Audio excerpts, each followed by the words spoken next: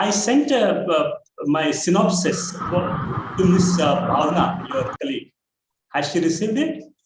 Yes, sir. We have circulated it Okay, among the students, like participants, sir. Now we are live, sir.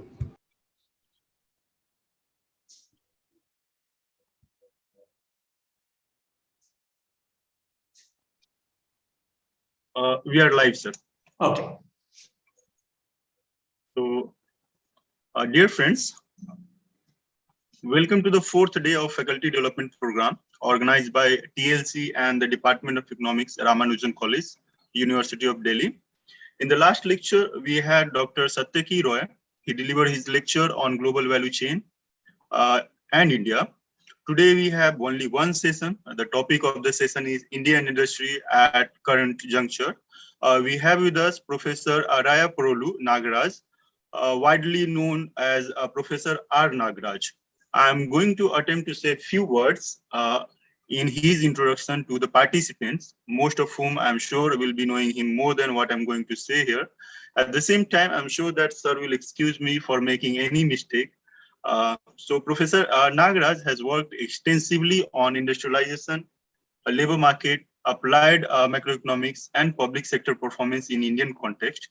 He did his MPhil and PhD from Center for Development Studies, Jawaharlal Nehru University. Professor Nagaraj has published several working papers, journal articles, chapters, books.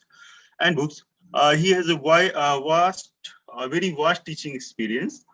He has been associated with the Center for Development Studies, Trivandrum, the Institute for Public Enterprise, Hyderabad, Woodrow Wilson School, Princeton University, New Jersey, US, Hosei University, Tokyo, Center for International Studies, Princeton University, New Jersey, US.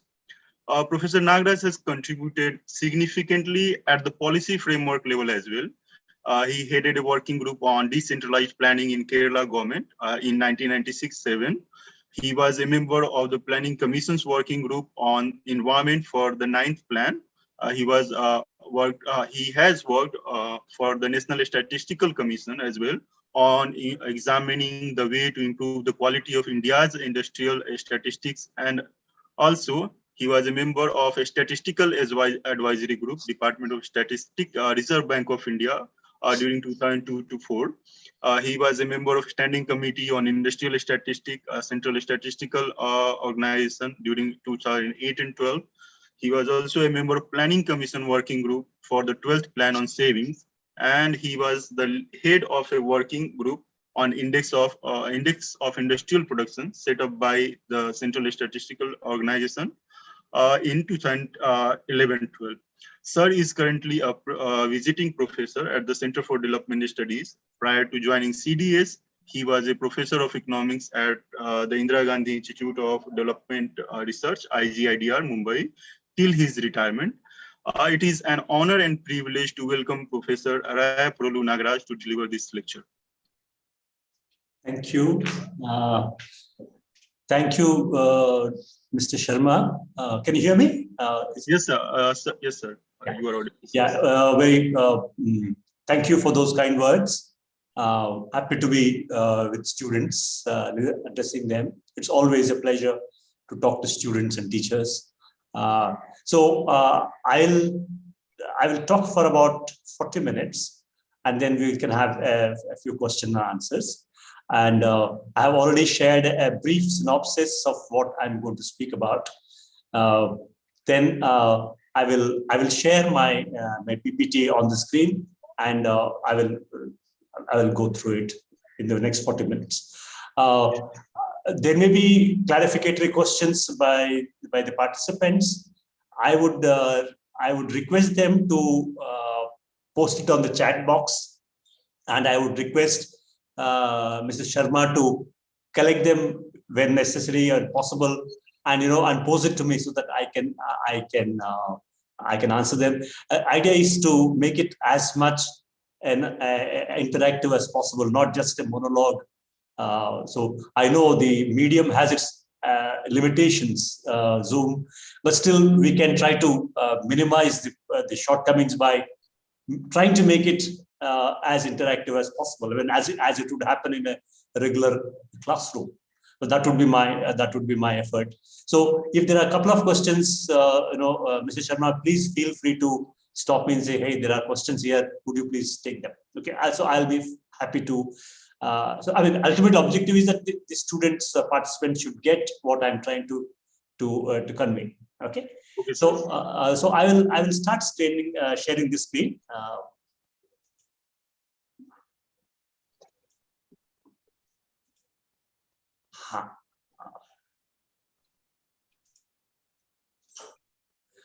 Is it clear? Is it visible? Yes, sir. It is very clear. Okay. Okay. So okay, this is just the title page. Current output collapse after the lockdown. On the left side, you can see the graph. This is the index of industrial production, monthly series. I have plotted it from January 2019 to January 21, just to get a picture of how output has collapsed. As you can see, it had just prior to the lockdown, and it had peaked around January 20, and it fell by about 60%. If you take the January 20 to April 20, the output index fell by about 60%. Expectedly, as we know, lockdown collapsed production and demand. And as the lockdown started to get relaxed after June, output got rebound expectedly. So again, it reached the best picture around January 21, which is almost close to what it was a year ago. But which means that the calendar year, or if you take the financial year 2021, which is practically a zero growth rate. I mean, this is something expected because it's an exogenous shock, as we say in economics. So this is the picture as of today. Okay, industrial growth rate during 2010s. So the immediate collapse is understandable, and it will probably come back to the pre-COVID period very quickly. But the problem is that this needs to be seen in a longer term or medium term context, where industrial growth rate has decelerated over much of the last decade. That's a cause for concern, which many of us, in academics and policy making circles, have been making our noise about. So here on the left side, there are annual growth rates as depicted by three series of output, three output series. So there is the GVA manufacturing, that is from the National Account Statistics, gross value added in manufacturing, yearly growth rate at constant prices.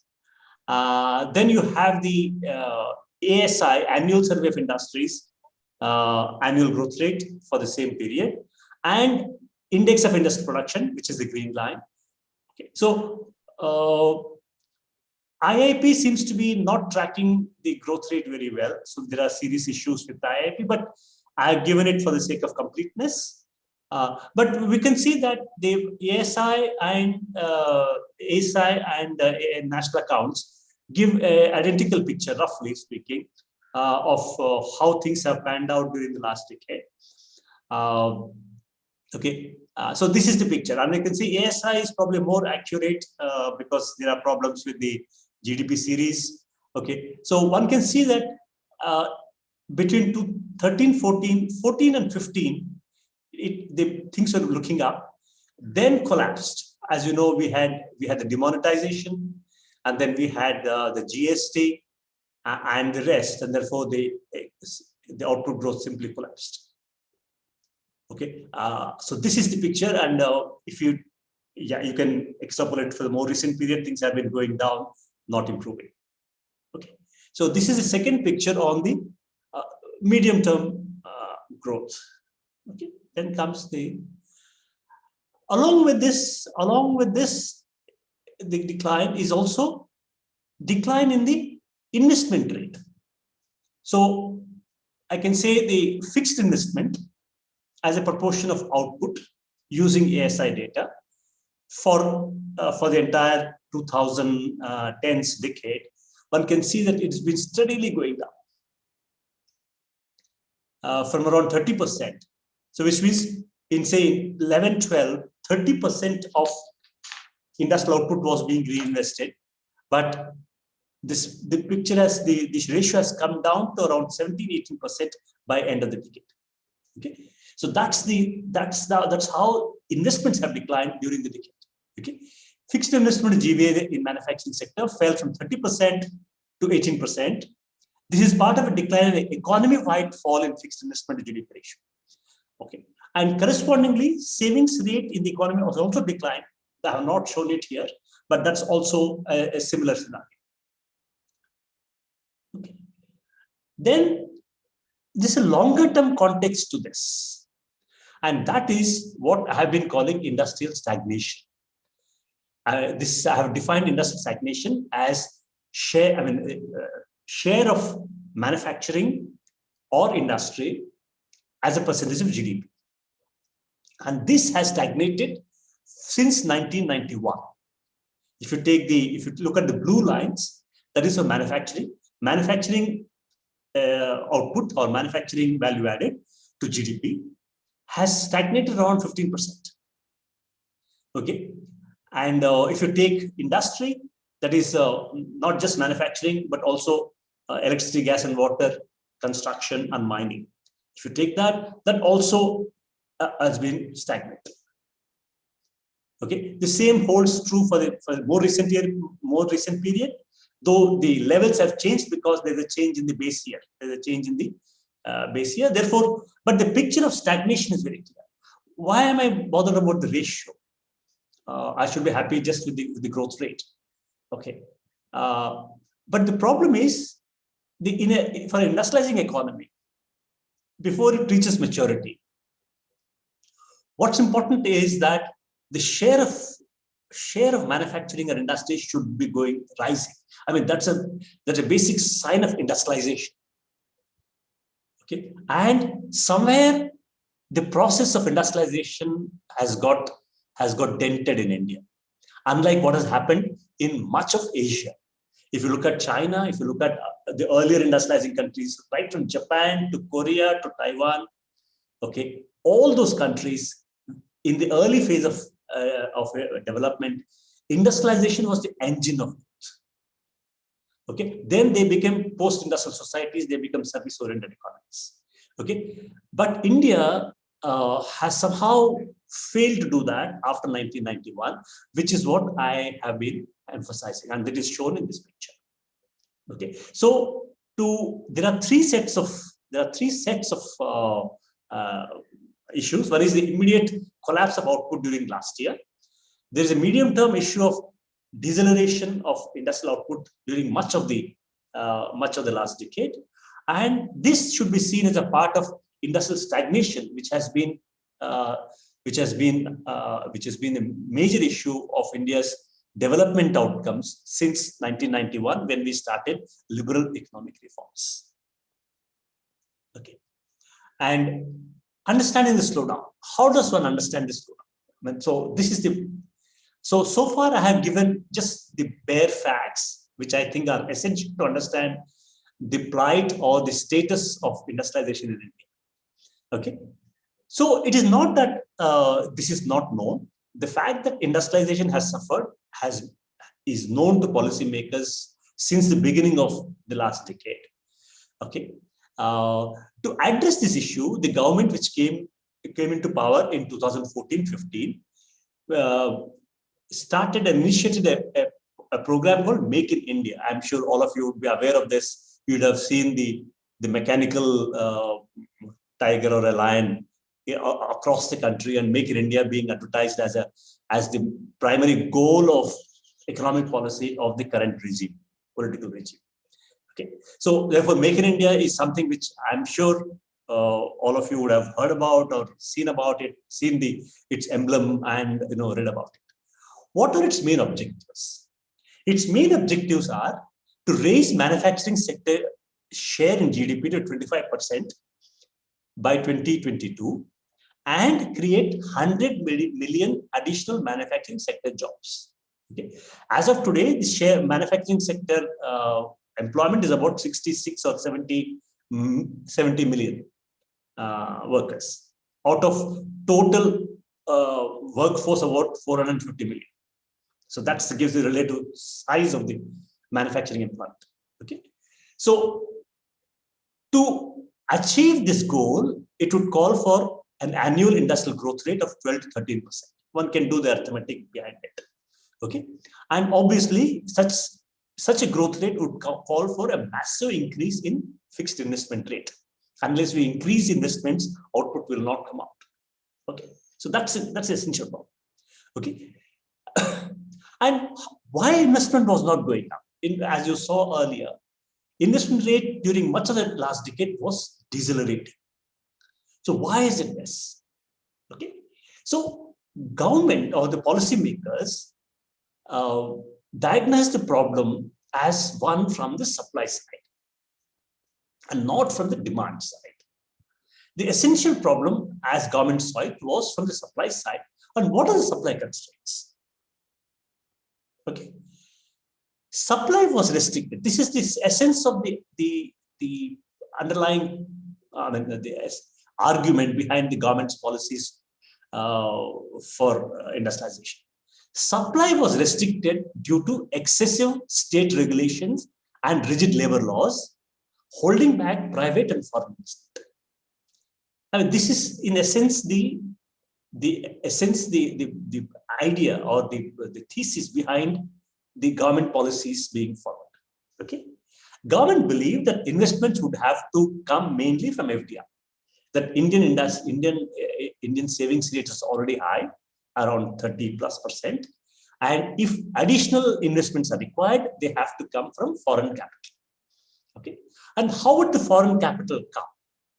And the government believed that way to entice foreign capital is to improve India's ranking, India's or say attractiveness to foreign capital.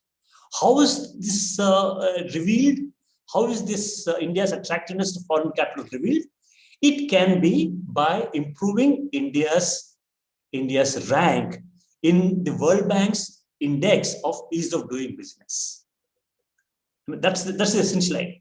That if India's rank in the World Bank's index of ease of doing business rises, world will take note of it, and therefore greater investment will flow in, and the Make in India objectives will be achieved. I mean, that's the essential argument behind the government's emphasis on ease of doing business index. Hence, government spent a lot of its efforts to improve its rank in the World Bank's ease of doing business index. I mean, this is the point. So, if you go to government website of Make in India, you will see a prominent place for ease of doing business index. And if you look at many documents and statements of Niti Aayog officials, okay, they almost identify Make in India with improving ease of doing business index. So they're almost seen as synonymous. And government has spent enormous amount of its administrative and political energy to get this index right or improve its index. Okay. Okay. Idea behind ADB Index, the LDCs, the less developed countries, LDCs are shackled by excessive state intervention or regulation, stifling private enterprise. In other words, if you put it in simple terms, it's basically an idea that free markets with minimum government regulation is best for attracting investments. Okay, dismantling the excessive regulation will attract investment and boost output. Is essentially behind all the high-sounding technical terms is essentially an argument for let the markets perform and let the government withdraw itself in intervening in various markets. That is market for capital, market for labor, market for technology. Okay, so that is the essential idea. Okay, but World Bank's ADB index gives a physical number to it, and there are various components of this index, like kind of how many licenses or how many permissions are required for an enterprise to be started. Okay, how labor laws affect employment of workers, and various things. There's a whole lot of index, and there are various components to it.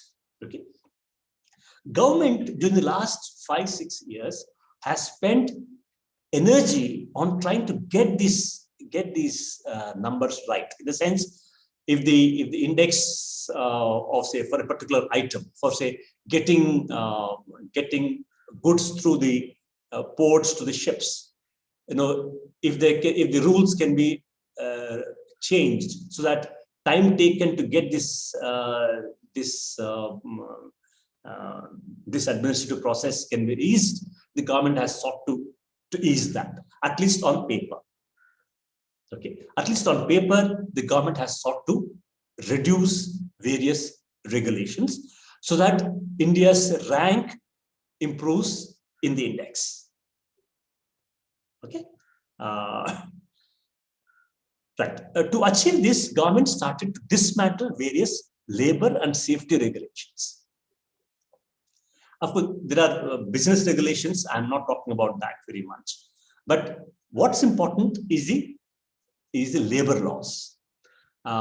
Many of you may be aware that there's been a raging debate in India for a long time that industrial labor laws in India, or more specifically the Inspector Raj, is the principal constraint on entrepreneurs from doing their business. Their job is to produce output and sell and make profits and reinvest. I mean, that is a job for entrepreneur. Okay, this job of entrepreneur is hindered by regulations and the inspectors who seemingly seeking to enforce the regulations.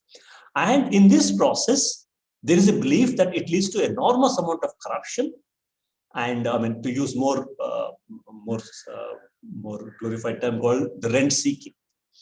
Okay, and this is a hindrance, major hindrance for entrepreneurs from achieving their goals and also contribute to national output. Okay. So government has decided to dismantle various regulations. Okay. Since 2015, mandated inspection to comply with labor laws has changed to self-certification by entrepreneurs. This is a very important change. See, earlier, at least as per the labor laws, inspector is supposed to enforce labor laws, and inspector had the powers to punish entrepreneurs who are not following labor laws. Okay, surely there could have been cases of corruption. Nobody is denying that, but that does not mean that inspection is not required. Okay, so this is not just about labor regulation, but also about safety regulations. I mean, I'll give one example. That is the boilers, industrial boilers. I know steam, steam is used in manufacturing for a variety of purposes. So to create steam, you require industrial boilers, and they work under pressure, and they are liable to accidents if the pressure is not adequately maintained or the machinery is not right. Okay, then there can be blasts, and they can cause injuries, and lives can be lost. Okay, so and inspection of boilers is a very important part of labor safety regulations. Okay, and this has been dismantled in favor of what they call a third-party inspection.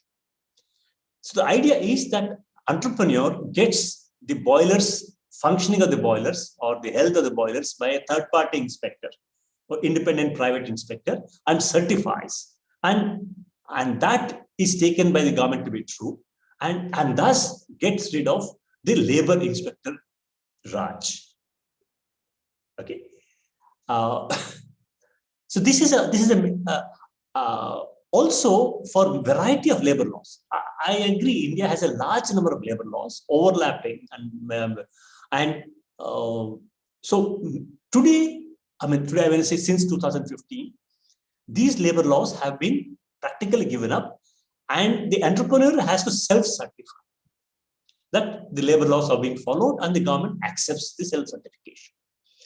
In fact, a large number of private agencies have come up, like Team Lease. Team Lease is a very big name, as you would have heard.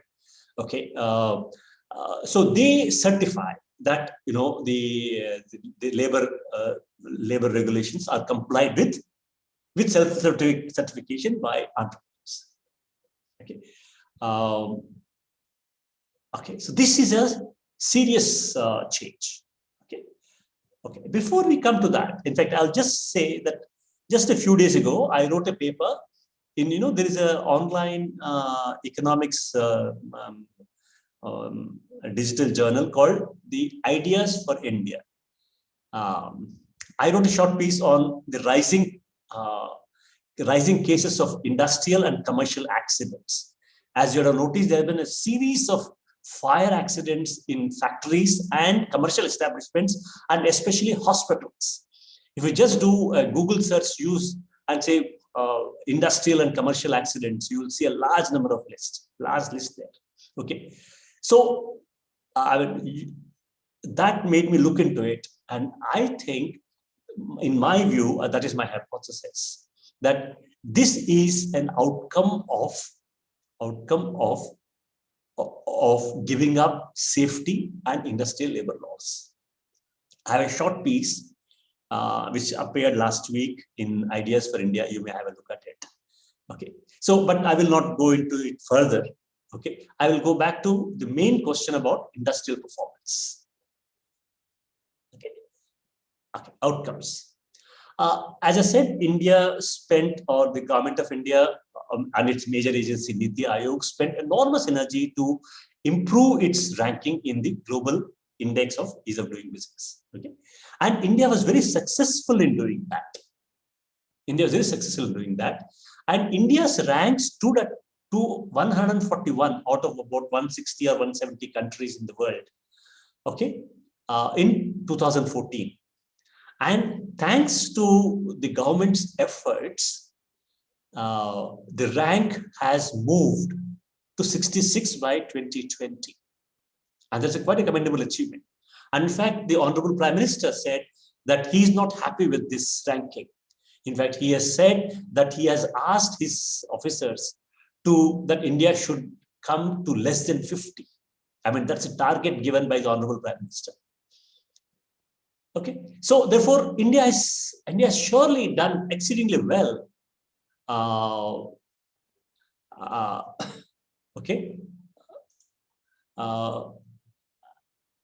Exceedingly well in improving in India's ranking.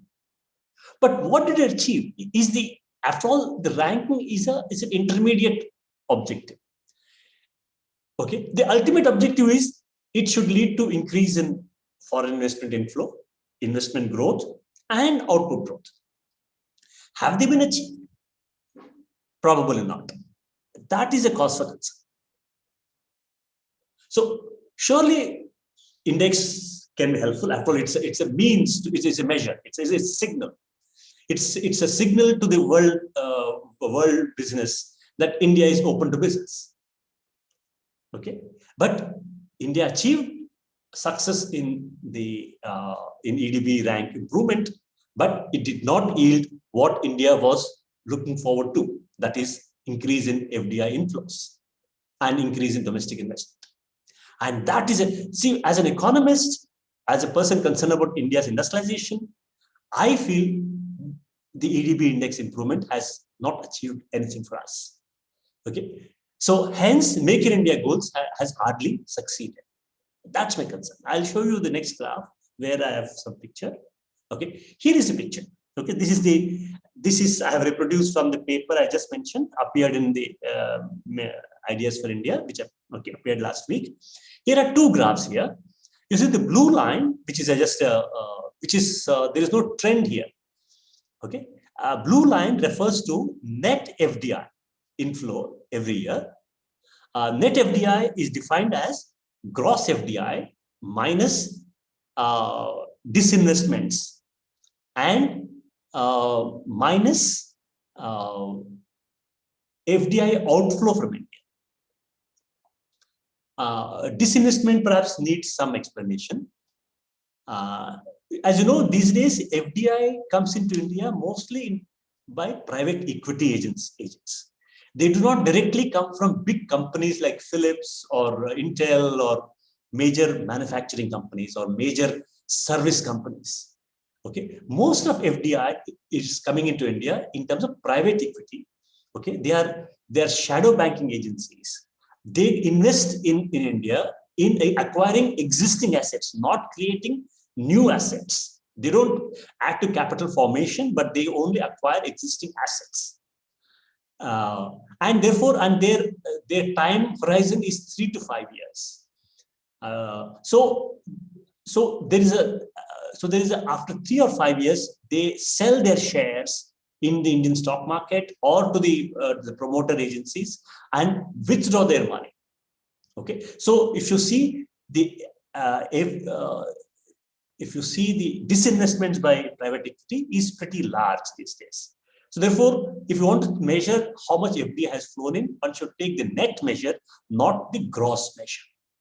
Okay, and of course, and also as a percentage of GDP, which is what I have done. As you can see, the blue line, that is net FDI inflow, has hovered between 1.2% and 1.5% during 2013-14 and 19-20. There is hardly a trend here. Okay, so therefore, FDI was not attracted by increased or improved India's ranking in ADB Index. That's my main point. That India bent backwards to attract foreign capital, but foreign capital is not enticed by what India has done. Okay. On the other hand, the next line, kind of look at this. This is the gross fixed capital formation as a ratio of GDP. This is the total investments taking place in the country. Earlier, I showed in the decline in investment rate for the manufacturing sector, and this is for the entire economy. Okay.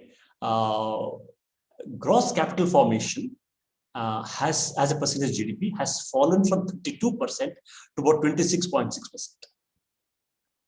This is unprecedented in the last 70 years. There is something which, unfortunately, has not drawn the attention it deserves. Okay, never in the last 70 years has investments fallen at this rate. Okay, and therefore, how can we expect the nation's output or industrial output to revive? Okay, if the investment rates is falling. Okay, so ease of doing business did not increase either the FDI inflow, or in fact, it has seen a decline in fixed investment rate. Even the domestic investors are not investing more. Okay, so this I see as a clear evidence of failure of our policies to boost industrialization. Okay, why India failed? Okay, so this is a point. Why did ADB Index fail us? Okay, and here is my answer. ADB Index is a spurious index. It's a bogus index without analytical and empirical basis. Okay, and I'm saying I'm very using strong word, but very carefully. I mean, consciously using it, because its empirical basis is very poor. Analytically, to say that free markets always lead to better outcomes is also questionable in theory. We all have studied economic theory. There's nothing which says that free markets are the best economic system to achieve output goals or social welfare goals. Okay. So globally, the index, ADB index, has no explanatory. World Bank's own research demonstrates it. Okay, this is important. The World Bank's own internal research, which demonstrates it. And I'll give you one simple statistic. Okay, Russia's ADB index rank moved up from 120 in 2012 to 20 by 2018 without improvement in FDI inflow into that country. Okay. In contrast, China's ADB index ranged between 78 and 96 during roughly the same period. But as you know, China has attracted enormous amount of FDI. Okay. So this shows that this index has very little explanatory power. Okay. So that's the, that's a problem. In fact, I wrote a piece which was, it's called, Make in India. I called it why didn't the lion roar? I wrote a piece in 2019. I called it Make in India. Why didn't the lion roar? Okay, it was published in an online magazine called the India Forum. Okay, and where you find a lot more details about both theoretically and empirically the shortcomings of the ADB index. Moreover, I have not mentioned here, I'll just say ADB index is a politically motivated index. Again, I'm making a strong statement and there is evidence for this. If you are interested, you may please look up my ADB, my piece in India Forum, we'll find it. Okay. The underlying theory that reducing regulation and increasing labor market flexibility improves investment is open to question. This is I am putting it very mildly. India has seen a huge debate for over the last 2 decades that labor market inflexibility is not a problem in holding back industrialization. There's a huge amount of literature.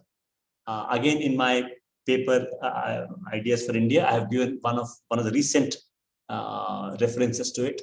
Those of you interested may look it up. So the notion that labor market regulations are a binding constraint on industrial development or industrialization is highly questionable. That is my point. Okay. What's the solution? Okay. Here comes my view. See, problem of industrial or lack of industrial growth or industrial slowdown, as I've called it, during the much of last decade, was from the demand side, not from the supply side. Just to go back, we have had the same industrial laws or lack of flexibility, but during the first decade of the 21st century, that is 2003 to 2008, India, as we all know, India was growing at 8 to 9% per year. Industrial sector was growing at 9 to 10% per year. Okay, that's one when India thought India was going to beat China or going to overtake China and become the fastest growing economy of the world. Okay, and if China was the world's factory, India thought it will become the back office of the world, right? If you recall, this was the standard narrative at that time. Okay, and at that time we had the same industrial labor laws, but we were able to grow at 10% per year. So industrial labor laws are not the principal. They can be a problem, surely. When nobody is saying that industrial labor laws are perfect, far from it. Okay, there's a need for rationalization. But to say that is the binding constraint, holding back supply and holding back entrepreneurs from investment is questionable very seriously. Okay, so then what is the problem?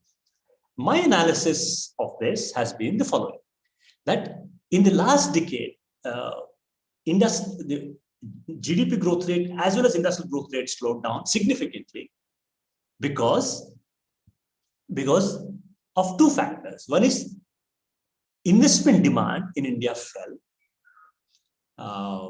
As you know, from the demand side, if for an economy, the basic macroeconomics will tell you there are 4 sources of final demand. One is the consumption demand, investment demand, okay, and then you have exports. Okay, so exports and investment demand have not done very well during the last decade. Okay, as you know, exports as a percentage of GDP have fallen because the world economy has slowed down. World trade growth rate had slowed down. Okay, and that's something exogenous to the economy. We cannot easily influence that. Okay, but what can be definitely influenced is the domestic investment rate, right? And domestic investment rate was adversely affected because the private sector, which was the engine of growth during the first decade of 21st century, when we had the dream run, we had the rapid growth of 8 to 9%. Private corporate investment was the engine. But that engine faltered after the global financial crisis because it has been mired in deep debt. So the private sector is not able to enhance its investment rate. Therefore, investment demand has fallen. So way out of it is that public investment has to step in. I mean, this is the standard role which Keynesian economics has given for public expenditure. Okay, so public investments have to be stepped up until the private sector comes back to its old self. Okay, in terms of reducing its debt and its expectations about the future. Okay, but public investment have not increased in it, despite a lot of rhetoric, including in the present budget. Okay, at the ground level, increase in public investment has not taken place. If anything, the government has been desperately wanting to reduce public sector share and wanting to privatize public enterprises.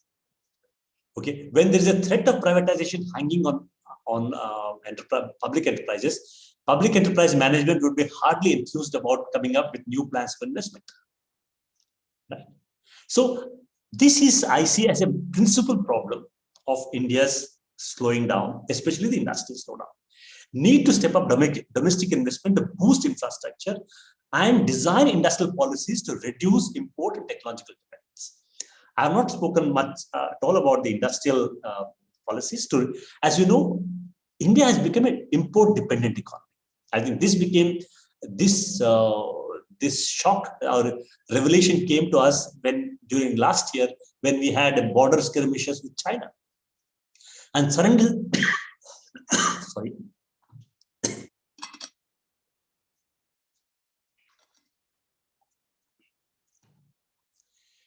Indian policymakers suddenly realized that we are dependent on China for some very critical equipment, like bulk trucks, okay, for fertilizers, and of course the electronic hardware. Okay, and this has crippled India's output growth in many industries. Okay, so India needs to redesign industrial policies to reduce import and technological dependence. Okay, to sum up, Indian industry is in dire state now. I'm using a very strong word. Okay, but this is the truth as I see it. Okay, there can be alternative truths these days, but this is my truth as I understand from the numbers I have in front of me. Output growth has grounded to zero. Okay, Make in India goals set in 2014-15 looks like a distant dream or a mirage, with domestic investment plummeting and FDI not rising. I mean, FDI not rising as a proportion of GDP. Okay, to revive growth, India needs to step up public investment and redesign policies to reduce import dependence and achieve greater domestic technological capabilities. India has become an import-dependent economy, technologically dependent economy. This is quite contrast to what India's ideals of self-reliance were when India started industrialization. Okay, to achieve these, India needs to redesign industrial policy. In fact, India needs to rediscover and redesign industrial policies, which unfortunately I don't see in the horizon anywhere. This is my concern. I stop here. Thank you very much. I'll be happy to take a few questions.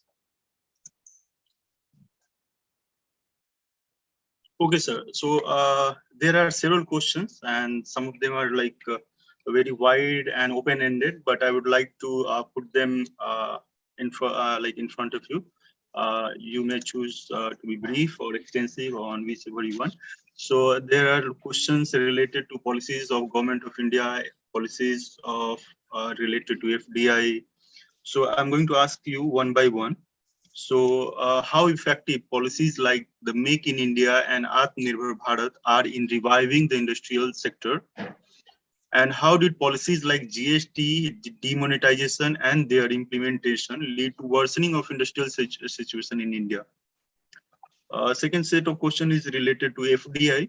So what is the trend of FDI in manufacturing or industry in India? And what is the impact of FDI on domestic production and retail trade in India, especially during this pandemic?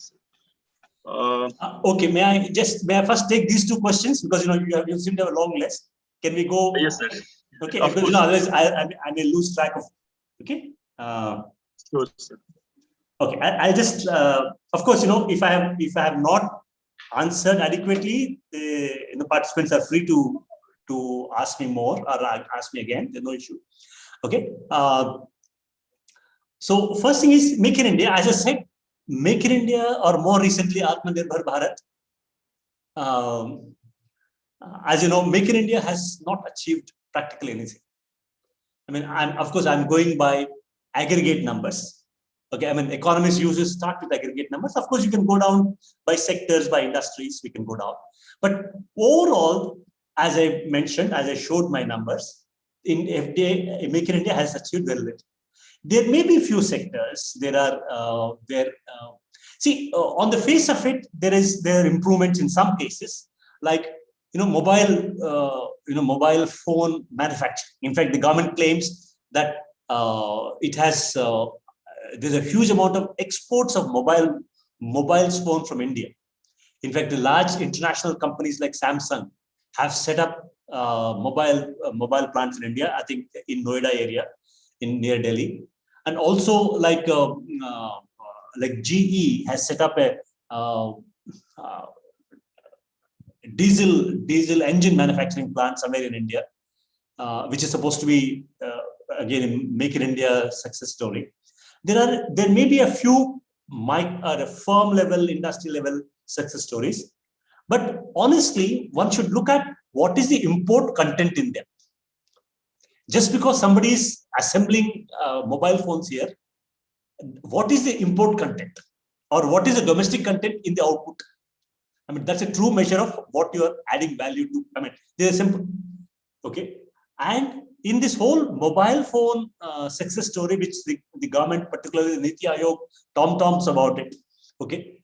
In fact, my colleague here has done a nice piece of work who shows that the value addition domestically is less than 4%. Okay. So they are importing the kits. They are just being assembled and sold elsewhere.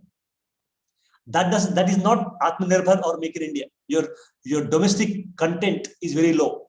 Even employment generation is very minimal. Okay, so therefore, unless one has aggregate picture or a complete picture, just by showing headlines that so many million phones are exported from India, doesn't tell you anything much. In fact, unfortunately, the government is indulges in such kind of giving selective information, which is not very helpful. Okay, that's my. And again, Atmanirbhar Bharat. See, again, I was overjoyed when I first heard the Prime Minister gave this talk, Atmanirbhar Bharat. But unfortunately, this is just an empty slogan. In effect, maybe I am very critical by saying this. Atmanirbhar Bharat effectively meant telling the migrant workers, it is your job to take care of yourself, not the government's job to take you back to your villages. You have to be self-reliant yourself. He was not talking about self-reliancy of the nation. He was only talking about self-reliancy of individuals who are on the streets. Okay, so that is so much about Atmanirbhar. Okay, in fact, just to give an idea, in fact, our import dependence on China has not reduced even after all the noises government made about reducing import dependence. Please check it out. If you want, I can give the references later. Okay, import dependence on China, which was the cause of concern, which led to the Atmanirbhar Bharat agenda. Okay, it has not led to reduction in India's dependence on China. Okay, so that's my answer to the question. FDI, yes, as I said, FDI today, FDI comes into acquire existing assets, not creating fresh capital, fresh investments, or fresh factories and offices. Okay, see, as I said, FDI is mostly coming in for the purpose of acquiring existing assets. Okay, put it this way: if Facebook invests some 3% in Reliance or Reliance Jio, okay, is it fresh investment? No, it is basically transfer of assets from Reliance Jio to Facebook. This is not FDI, and FDI may quit this after a few years. Okay, is it leading to capital formation? No. Okay, so this is how FDI numbers are spurious. They are not leading to investment and output. Okay, that's my answer. Please continue in the next set of questions. Provided my answer is adequate, you may please. The students are free to ask me more questions. Okay, sir. So I am just speaking second set of questions here, sir. So these questions are basically related to like stagnation in the industry or manufacturing sector. So there are like specific questions. Are just the labor laws main reason behind the stagnation of firms in manufacturing? That you have put your arguments against it in your lecture, but this question is there, and or there are other more important reasons to it, like behind this stagnation, sir. And so, do you think that the slowdown in industrial sector has to do with the lack of focus on MSME sector and over emphasis on services sector? Third question is, what is the premature deindustrialization? Is India facing this problem? The last question in this segment is how the disinvestment policy of government of India is going to impact manufacturing and industry. What's the alternative to disinvestment to increase revenue for the government? Okay, first question, stagnation, I thought I answered, but I'll repeat very briefly. As I said, the stagnation is continuing. Okay, in fact, if anything, last year we had a zero growth rate. Of course, that is exogenous reason. But even if we get out of the lockdown period, we are nowhere near 8 to 9% growth rate. It's a long climb yet to be seen. Okay, labor market flexibility is not an issue in my view. There could be at micro level specific concerns, but that is not. But in the aggregate, if you take the economy as a whole, labor laws are not the constraint, as I mentioned. The real constraints are lack of investments, okay, lack of demand, okay, not the regulations. Okay, I have given reasons in my lecture. Okay, MSME. MSME. Yes, see, MSMEs are in a very bad shape, especially after last year. But government has been giving a lot of rhetorical support. In fact, if you recall, in the month of May last year, they had this Atmanirbhar package announced by Finance Minister, 20 billion rupee package, and one of the items, or another prominent item in it, was changing the investment limits or definitions of MSME, with the idea that it will increase, the freedom of MSMEs to invest. Actually, I did a careful, along with a colleague, I did a careful study, look at what did this mean. In fact, it's a very clever piece of rule designing the rule. In fact, it has allowed, what it has done is that it has increased the investment limits. It has brought in new limit of, say, turnover, okay, and it has included services into MSME. By this, what happens is relatively big corporate entities are now under MSME category. they are the ones who are going to get benefit out of the redefinition. And they are the people who are going to benefit from the various concessions which the government is offering to MSME. Not the millions of small enterprises, household enterprises, micro enterprises, which are struggling to survive in present difficult conditions.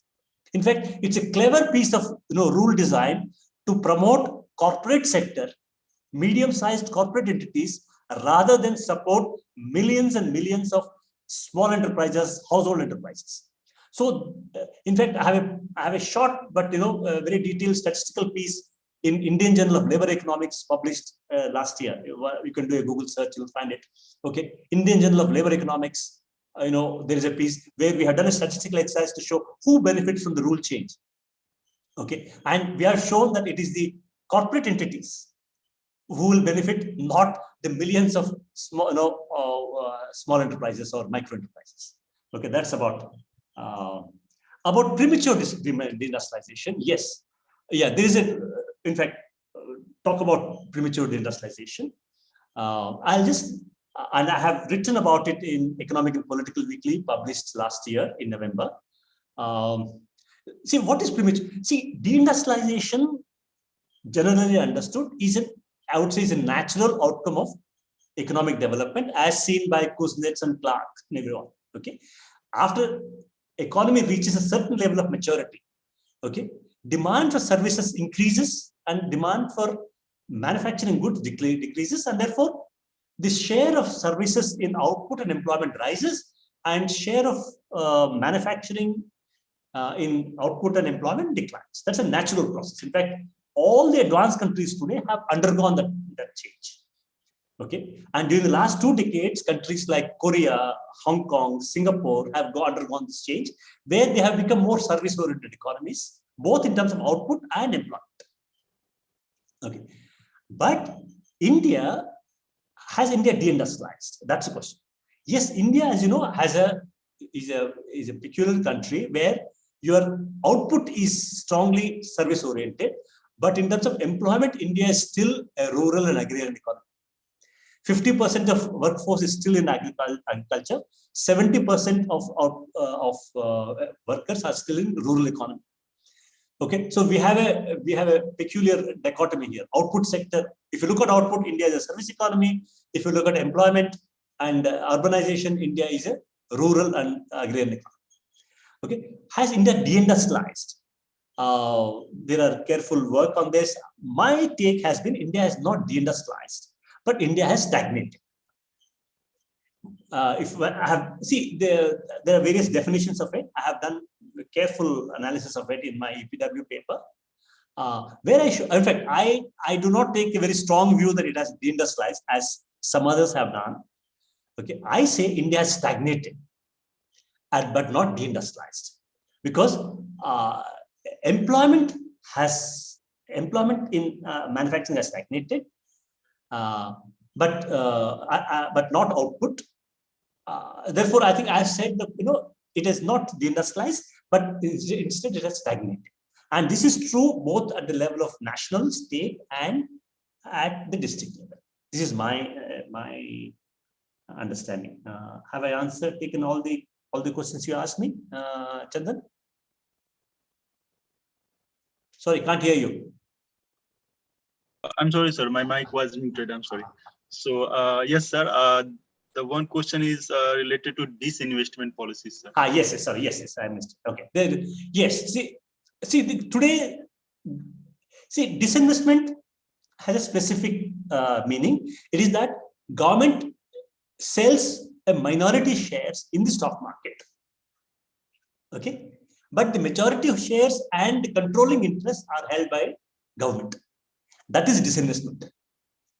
Privatization is the case where the government sells majority and there's a change in ownership and control. Present government is pursuing the policy of privatization and not disinvestment. And government, as you would have seen in the budget, government has very consciously said they will privatize. In fact, they want to privatize even one of the most profitable public sector undertaking like BCPL, the Bharat Petroleum Company Limited, which is a petroleum PSU, which is one of the most profitable enterprises, the government is thinking of privatizing it. So privatization is a policy in itself, which not related to profitability, not related to its performance, but as a desirable goal in itself. That is the policy of the government. Whether they succeed in doing it, I don't know. But as of today, the government, in fact, if you read the Honorable Finance Minister's speech, they clearly say we believe in market economy. We believe in that private sector can get greater value than public sector, and therefore we must privatize them.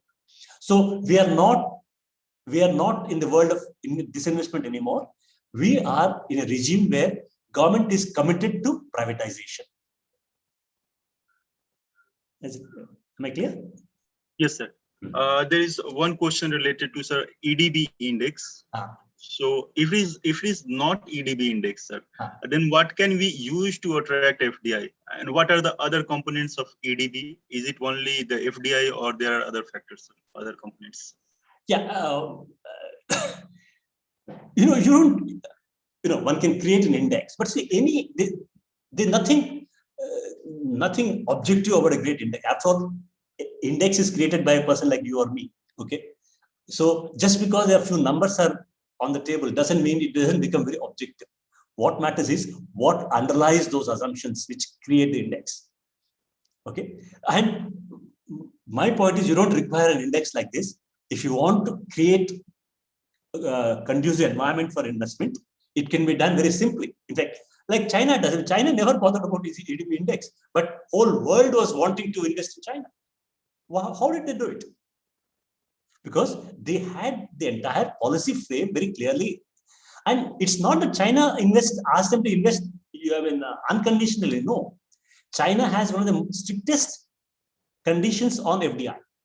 They will not allow foreign equity to hold more than 50% in all the strategic industries, including automobile industry. Okay. Yet the world was falling head over heels to invest in China. So they didn't require an index. It's overall industrial policy frame which matters. Okay, it is. This is where I think we are too bothered about the signaling. This is a problem with you can create a government can create signals far more simply and straightforward. Okay, then doing this rigmarole of trying to create an index and improving it, this is not required. Okay, if imagine tomorrow hypothetically, suppose say hypothetically, just imagine, as policymakers, we must think aloud. Okay, imagine tomorrow Intel decides to set up the next chip making factory in India. Imagine. Okay, that's the biggest signal you can have for the world electronics industry. Look, India is in business. Okay, if Intel comes in, okay, I'm sure 20 other fellows will come to India. You follow? Therefore, this is important. What's important is action, not this manipulating numbers, whose effect seems to be more on the domestic side of destroying labor laws, or destroying the workers' rights. Therefore, it is honestly, it is not. The government is not serious about FDI. It is bothered about addressing the domestic concerns of class interest. It is interested in destroying the labor rights by decimating by diluting the labor laws. As we see, okay, industrial accidents are going up because labor laws are practically not there. That was probably the true intentions, not so much FDI per se. So if the government is serious about FDI, I think there are various other ways of doing it. Okay, that's my answer. Okay, sir. So we move to the next section. So, sir, this is related to the policy framework level, basically. So here, there is one question: what are the effects of free market policy on economy during this pandemic period? What government should do to increase domestic investment that you have covered already. So they are like the participant is asking to suggest some policies, some policy. Okay, okay, sir. And there is one more question that is there. So when economic activities are very sluggish, then why stock market are reaching a heights after heights? How do we reconcile these two like trends? Okay, sir. So, and Okay. after this, there will be one question, and if you would like to address these two first, I'll then I first will ask. address these two. Okay. Okay, See, in fact, during the pandemic, I mean, this is again, I've written about it. The pandemic was not a time to think about structural reforms. Pandemic is basically an emergency situation. Okay, structural reforms, I mean, of which the labor market changes are part, or long-term changes. Okay, but what happened during the pandemic? Sudden collapse of incomes. People suddenly didn't have money to survive. Okay, people are walking hundreds of miles to go back to their villages. Right? Small factories, small firms collapsed because there is no demand or they didn't have workers to work with. Right? So this requires emergency help. And world over, and of course, if you take in India, we have a large section of poor or employed or self-employed. Imagine the roadside eateries, the guy who sells golgappa. His shop was shut. Okay, I mean, for no fault of his own, because of the lockdown. Imagine thousands of golgappa wallahs across Delhi would be out of business because the roads are, I mean, the markets are shut. So they have no income left. Okay, so the government, what is the immediate need? To somehow protect or keep the incomes level at the same, all right, so that they eat something. I mean, it has led to a huge humanitarian crisis. People didn't have food to eat. Okay, and they were running back to their villages in the hope that their extended family or the village will support them. Okay, so the immediate requirement was to pump income into the hands of people so that economy maintains some minimum level of consumption and survival. Unfortunately, the government did not do that. India has been one of the most conservative governments across the world during the pandemic. Even the most conservative governments of the world, I would think of, say, Donald Trump's US or even the UK under conservative government, they were more liberal in trying to support incomes and livelihoods than India was. Okay, and that was shocking. In fact, even the most conservative Indian commentators have been astonished at the lack of empathy, lack of concern for the poor who lost everything during the pandemic. Instead, they are bothered about making structural reforms. In fact, they changed the labor laws.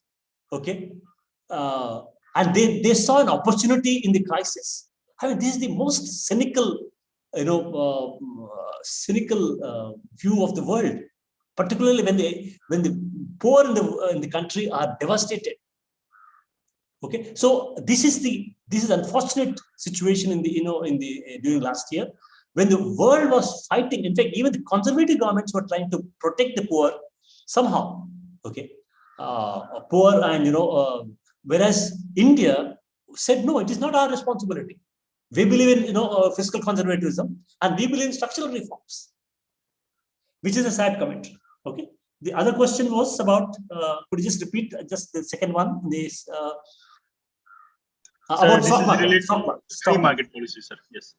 Stock. You see, you're right. Stock market was booming. In fact, the rich in India, I mean, those who, as you know, India stock market, a very small fraction of Indians put money in stock market. Only the very wealthy people do it. Okay, they have benefited because why was stock market booming? Not because Indians are investing. Okay, it is because foreign capital was investing in India. What do you call the foreign FIIs? Because the international interest rates are close to zero, whereas India was offering much more positive interest rate. Or therefore, lot of money was flowing into India. So you are getting money. I mean, you are getting returns for nothing. So it is basically a playground for the international capital to make money out of Indian stock market. So Indian stock market performance is no reflection on the economic performance. Okay, how many people benefit from India's stock market booming? How many Indians invest in India? Invest in stock market? Okay, and they were, of course, those who invested and play in the stock market, those who follow Ashok Jhunjhunwala, who gives stock advice, they are better. But how many Indians do it? What proportion of Indians do it? Okay, that's the question. And I think, yes, there's a complete disconnect between the stock market and the real economy. Okay, sir. So the last set of question is as follows, sir. So this is related to overall macroeconomic level. So, sir, there are some demand side problems and as well as supply side problems. So how to overcome them? Could you just put some suggestions? Or yeah, I've just mentioned. If I see, I have this paper in the India Policy Forum. Sorry, the India Forum. Last year, 2020, January, sometime you have a paper. See, look at the slowdown. I have looked at the economic slowdown. Okay, what happened? Looked at the demand side. Okay, you have the private investment. You have it is the consumption demand. Then you have investment demand, and then you have exports. Okay, and consumption demand has by and large held up. And Indian consumption demand as a percentage of GDP is around 59-60%. Okay, that has by and large held up. What came down was the investment demand, and what came down was the exports. Okay, so as I mentioned earlier, investment demand came down because private investment, which was private sector, which was driving the investment demand, collapsed because they were burdened with excess debt. Okay, and there is no way they can come out of it unless economy revives.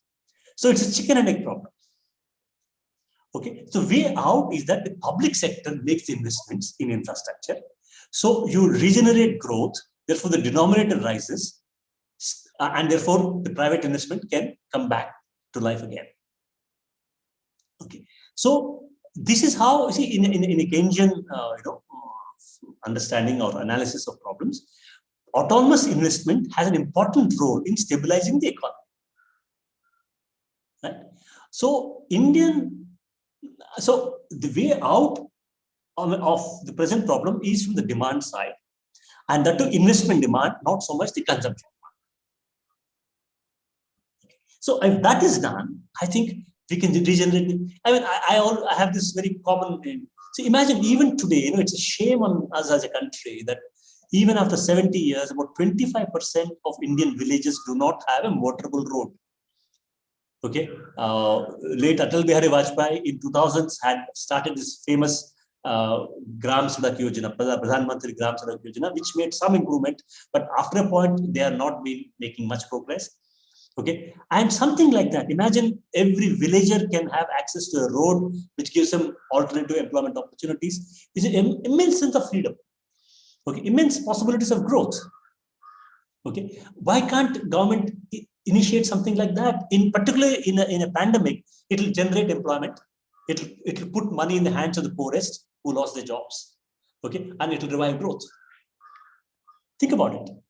Think as an economist how it can regenerate economic growth of rural India. Okay, and those things can be done. Okay, imagine if the roads are created, then demand for cycles go up, mopeds go up, three-wheelers go up. Okay, and that's private investment.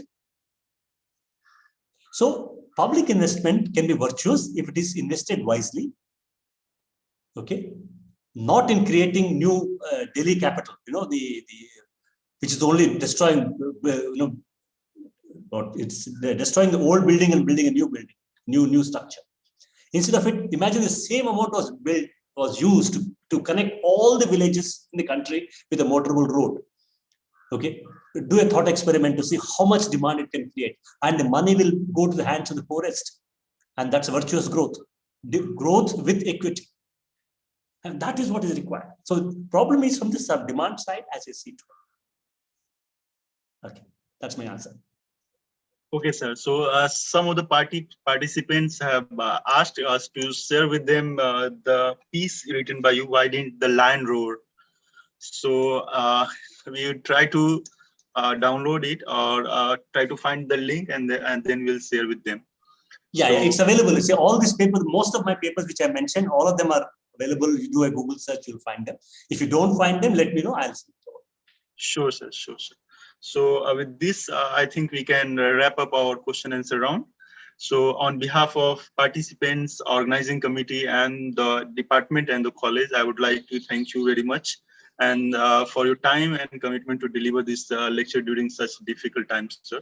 And also for responding to a wide range of questions asked by the participants. The lecture has been very informative and insightful. And I'm sure that participants have greatly benefited from this lecture. They will pursue some of the issues raised by you in this lecture for their further research. So with this, I thank you very much, sir. Thank you. Thank you. It's always a pleasure to talk to students and teachers. Thank you. Bye-bye. I log out.